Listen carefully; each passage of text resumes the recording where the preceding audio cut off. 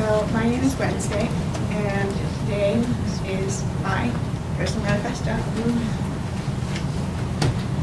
So I chose to come to CSG from Vermont because I love science, and living in Vermont gave me this really great appreciation of the land, and so I love the mountains and I love the trees and the rivers, but I also love the ocean, even though I live in a landlocked state.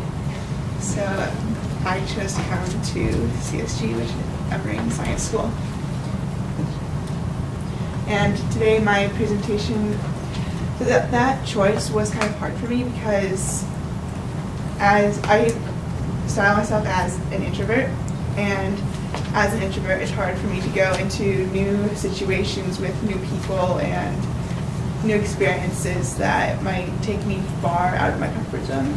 So today my presentation is going to be on how, as an introvert, I am going to follow my passion and hopefully create change in the world. So,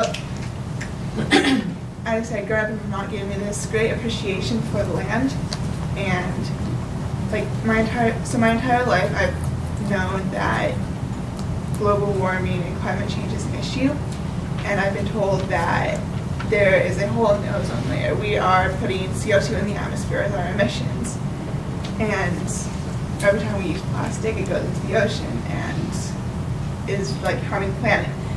So I heard this, and I heard we are all doomed and it's our fault and we need to change this. So I decided, sure, I'll try to change it. I mean, if you want me to change it.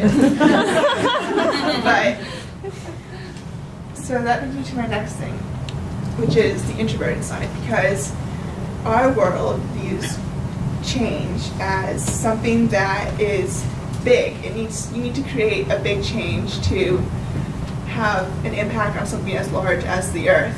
And when people think of creating change, they think of leading a protest, for example. And I'm going to read, so it's hard to create change as an introvert because of the stereotype. Well, so there are lots of stereotypes on introverts, and I'm going to read you two definitions I found online that show an example of this. One from the Merriam-Webster Dictionary. So, according to the Merriam-Webster Dictionary, an introvert is a shy person, a quiet person who does not find it easy to talk to other people. And then from dictionary.com, a shy person, a person characterized by concern primarily with his or her own thoughts and feelings. So both of these I find not true. I can, just because I don't talk to people doesn't mean I don't feel comfortable with it. And even if I keep to myself most times, definitely does not mean that I am primarily concerned with myself. So one thing that I've heard, especially when I was younger, I would be sitting by myself and reading or building a fair house or something, and usually an adult would come up to me and say, "Are you okay? You're so quiet." And it's so for me that was confusing because I don't realize that I'm being quiet, because through my head I'm constantly processing all this outside information, and it's coming in, and it's visual, sensual. It's this constant barrage of noise and sorting through it. So I don't, why should I talk when I have all this other noise going around? That's absolutely no need. So, focusing my presentation, I decided that the core point of it would be the introvert's guide to change in the world. So, step 1, finding what you love. Don't ask what the world needs. Ask what makes you come alive and go do it. Because what the world needs is people who have come alive.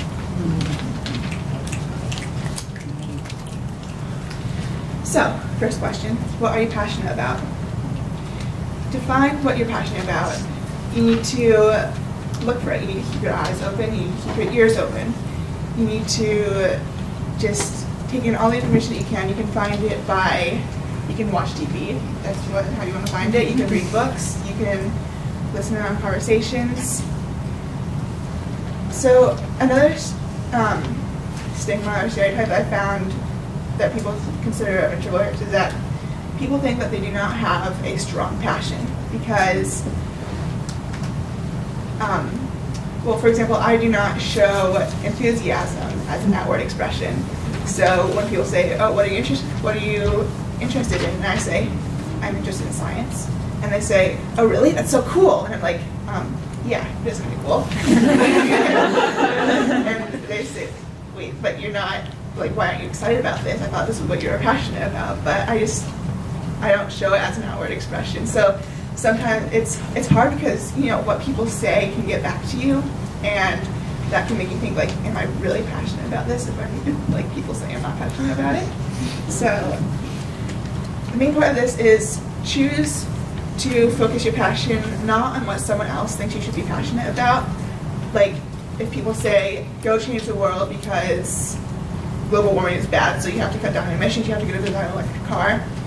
Don't do that if you're not interested in electric cars. There are plenty of people out there who are interested in electric cars. So if you want to save the dandelion, like, study dandelions. Step 2, the decision. Someone's sitting in the shade today because someone planted a tree a long time ago. So this step is all about planning and, like, knowing that you can create change and deciding to go ahead with it. So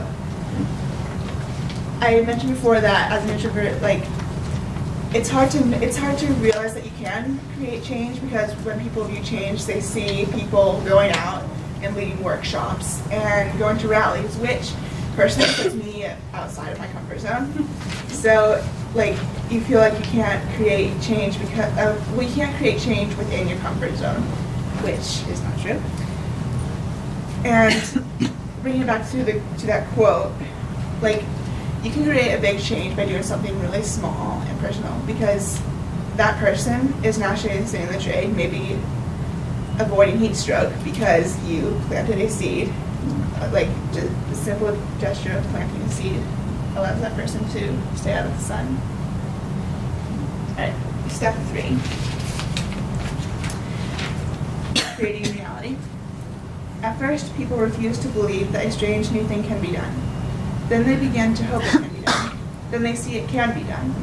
Then it is done, and all the world wonders why it was not done centuries ago. So now comes the planning stage and the action stage, which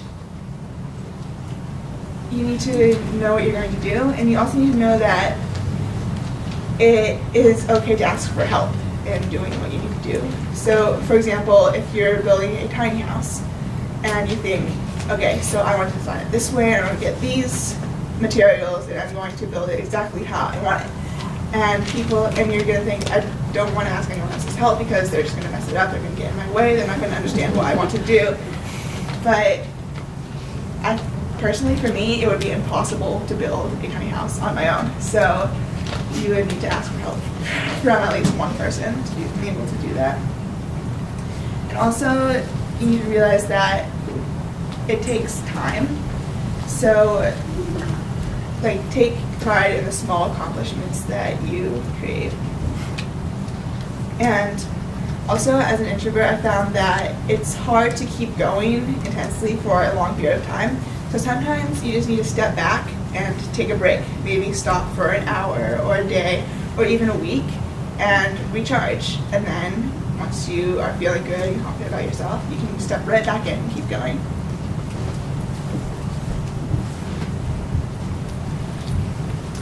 Okay, step 4, the ripple effect. Just as ripples spread out when a single pebble is dropped into water, the actions of individuals can have far-reaching effects. So the ripple effect is basically the idea that a single action can have far-reaching consequences or series of consequences.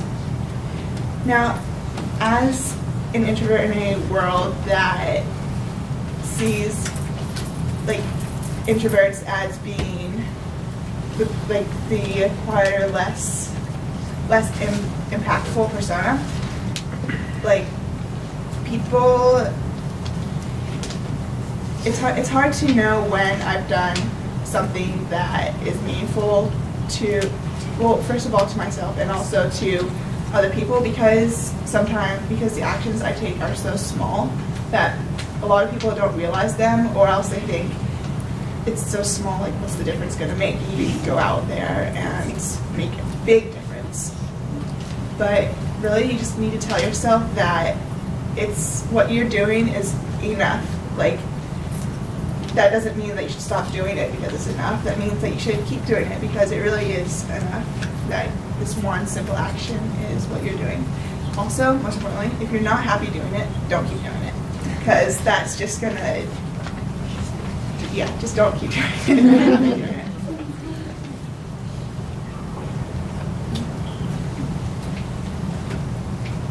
So, the 4 steps are: step 1, find what you're passionate about. Think what you're passionate about, not what anyone else is. Step 2, decide how you are going to protect it. And know that even the smallest actions are the right actions if you feel that they are. Step 3, take the steps necessary to protect what you're passionate about. And step 4, know that you've made a change in the world and know that what you're doing is enough. And as Mahatma Gandhi said, in a gentle way, you can shake the world. So, coming to CSG, I learned so much about myself in the leadership course and just being at the farmhouse in general with 15 other students. And I also learned much more about the world that I live in. We learned about microplastics in the ocean and invasive species along the coast of Maine, as well as sound pollution and ocean acidification, which is really different from what I learned because of the fact that instead of just learning that these things were happening and we need to change them, we learned why they are happening and how we might be able to change them.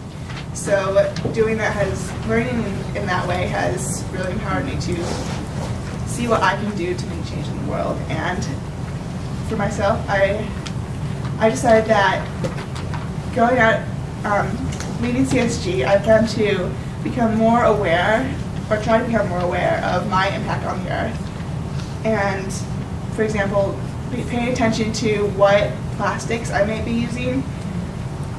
Maybe if I need to go to the store, which is half a mile away, I might decide to take my bike rather than take the car, even though the car is faster. And also, where is my food coming from? Is it coming from over the ocean, which needs to be brought in by plane or boat? Or is it coming from just down the road, which is a lot simpler to go and get? So, leading this experience, I will know that even as an introvert, I have the power within me to change the world.